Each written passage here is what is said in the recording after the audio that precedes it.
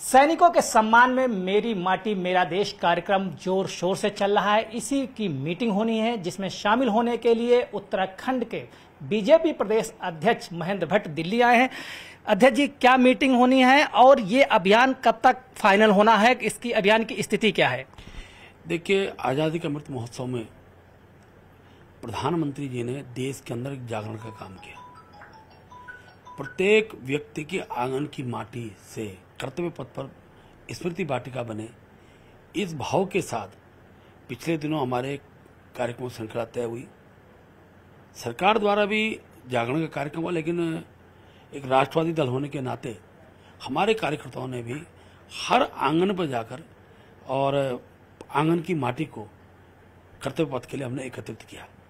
उत्तराखंड देवभूमि है, वीरों की भूमि है, तो अनेकों परिवार हैं जो चाहे कारगिल का युद्ध रहा हो या अनेकों सैन्य युद्ध में शहीद हुए उनके परिवार है। हमारे यहाँ अनेकों ऋषि महाऋषि, खासतौर पर संत महापुरुष रहते हैं। आज भी अनेकों संतों के अखाड़े देवभूमि के अंदर है। हमने प्रत्येक घर में जाकर उस परिवार की, उस आंगन की माटी को लेकर हमने एकत्रित किया। आज मीटिंग में क्या होना है? आज निश्चित रूप से वो माटी दिल्ली आएगी, कर्तव्य पथ पर आएगी। उसके कार्यक्रम का स्वरूप के संदर्भ में चर्चा होगी और हम भविष्य के अंदर उस भव्यतम कार्यक्रम का स्वरूप उसको देंगे। मीटिंग में कौन कौन लोग शामिल होंगे? देखिए, मुझे लगता है कि अनुराग जी के यहाँ तो जो मेरी माटी मेरा देश कार्यक्रम के जो हमारे राष्ट्रीय महामंत्री सुनील बंसल जी हैं उस बैठक में रहेंगे और भी राज्यों के प्रदेश अध्यक्ष और प्रमुख कार्यकर्ता उस बैठक में बुलाए गए। कांग्रेस अध्यक्ष करण मेहरा कह रहे हैं कि बीजेपी की उत्तराखंड में जमीन खिसक चुकी है, आप क्या कहेंगे? कांग्रेस के नेता करण मेहरा जी को बागेश्वर चुनाव भूलना नहीं चाहिए।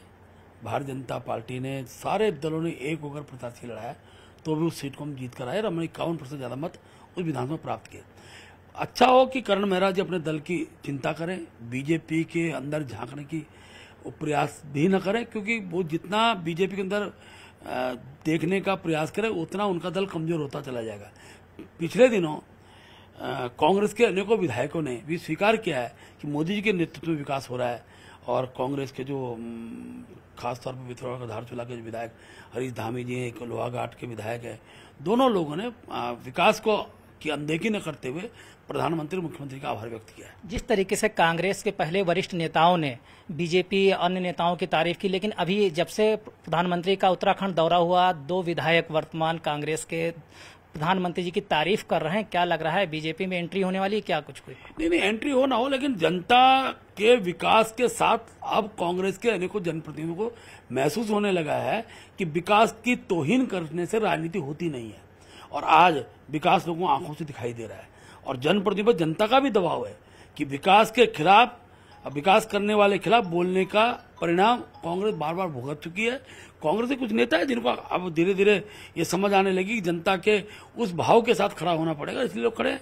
क्या लोकसभा चुनाव के पहले कांग्रेस के कुछ नेता बीजेपी का दामन थाम सकते हैं? हमने सबके लिए दरवाजे खोले हुए हैं, जो आना चाहे उसका हम स्वागत करते हैं। और लोकसभा चुनाव है चाहे विधानसभा चुनाव, अनेकों बड़ी संख्या में कांग्रेस के लोग आए हैं, आगे भी आएंगे। संपर्क में है कुछ लोग? नहीं, बातचीत होती रहती है, धीरे धीरे पर्दे खुलेंगी, उसकी जानकारी सब तक पहुंचेगी। पूर्व मुख्यमंत्री हरीश रावत ने कहा है कि वीर सावरकर के मानस पुत्र जिन्ना थे। अभी हाल में ही कुछ दिन पहले बयान आया और कहा कि वीर सावरकर ने सबसे पहले मुसलमानों के लिए अलग देश की मांग की थी। देखिए, मैं तो हरीश रावत जी इतने वरिष्ठ नेता हैं, उनसे कहूंगा एक बार महाराष्ट्र की भूमि में जाकर वीर सावरकर के बारे में इस प्रकार टिप्पणी करके दिखाएं।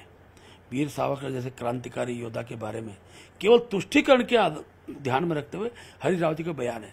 और जब जब हरीश रावत ने तुष्टीकरण की राजनीति की है, पिछले दिनों उनका बयान सभी समाचार पत्रों में चला कि उत्तराखंड के अंदर मुस्लिम यूनिवर्सिटी हम खड़ी करेंगे, लेकिन अंततः जनता ने मुंहतोड़ जवाब दिया। आज जिन्ना की तारीफ के लिए कोई रास्ता ढूंढा जा रहा है, उसका भी जनता उत्तर देगी। वीर सावरकर जैसे क्रांतिकारी व्यक्ति के बारे में इस प्रकार की टिप्पणी इतने बड़े नेता द्वारा सार्वजनिक स्थल पर बोलना, ये कम से कम उत्तराखंड का जनमानस स्वीकार नहीं करेगा। उत्तराखंड में नगर निकाय चुनाव को लेकर असमंजस अभी कायम है। क्या लग रहा है कब तक चुनाव होंगे? जो लोग चुनाव को टालना चाहते हैं वो न्यायालय में जाते हैं, लेकिन मुझे पूरा विश्वास है न्यायालय तो संज्ञान लेगा। हम चुनाव के लिए तैयार है। जब भी चुनाव होंगे भारतीय जनता पार्टी चुनाव में प्रचंड बहुमत से जीतेगी। राहुल गांधी प्रेस कॉन्फ्रेंस कर रहे हैं, तमाम बीजेपी नेताओं पर परिवारवाद के आरोप लगाए, साथ ही महंगाई को भी उन्होंने मुद्दा बनाया।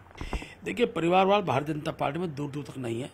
परिवार से व्यक्ति जो होते हैं वो राजनीतिक क्षेत्र में काम करते हैं, उनको नेतृत्व जनता स्वीकार करती है, जीत कर भी आते हैं।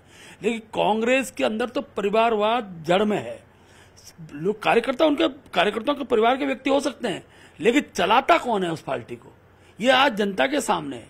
चाहे मनमोहन सिंह जी रहे हों, नरसिम्हा राव जी प्रधानमंत्री रहे हों, जनता ने देख लिया कि एक परिवार ही पूरी सरकार को चलाता, वो है परिवारवाद। हम कोई राहुल गांधी 2 बार एमपी बने हैं, अनेकों बार प्रियंका एमपी बने, हमें कोई आपत्ति थोड़ी नहीं है।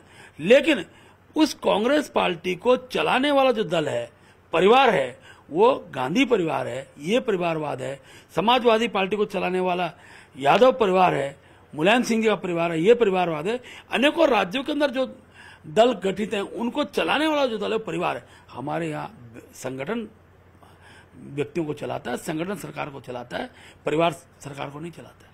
आगामी कई राज्यों में चुनाव होने हैं। जिस तरीके से कांग्रेस अपनी घोषणा पत्र जारी कर रही है, गारंटी पत्र जारी कर रही है, और राहुल गांधी जिस तरीके से मसलों को उठा रहे हैं, आपको क्या लगता है कांग्रेस का क्या भविष्य है?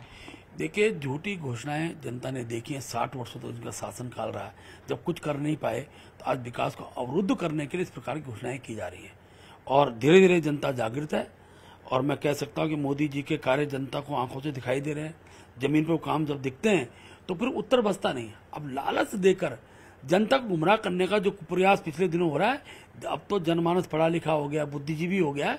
जनमानस जानता है कि मोदी जी के नेतृत्व में देश सुरक्षित है, और देश के विकास में मोदी जी का जो योगदान है वो यहाँ की जनता उसको स्वीकार करती है, और कांग्रेस को इस लोकसभा चुनाव में मुंहतोड़ जवाब मिलने वाला है। शुक्रिया हमसे बात करने के लिए। ये थे हमारे साथ उत्तराखंड के बीजेपी अध्यक्ष महेंद्र भट्ट। वीडियो जर्नलिस्ट बीनू के साथ संदीप पांडे, न्यूज 18 दिल्ली।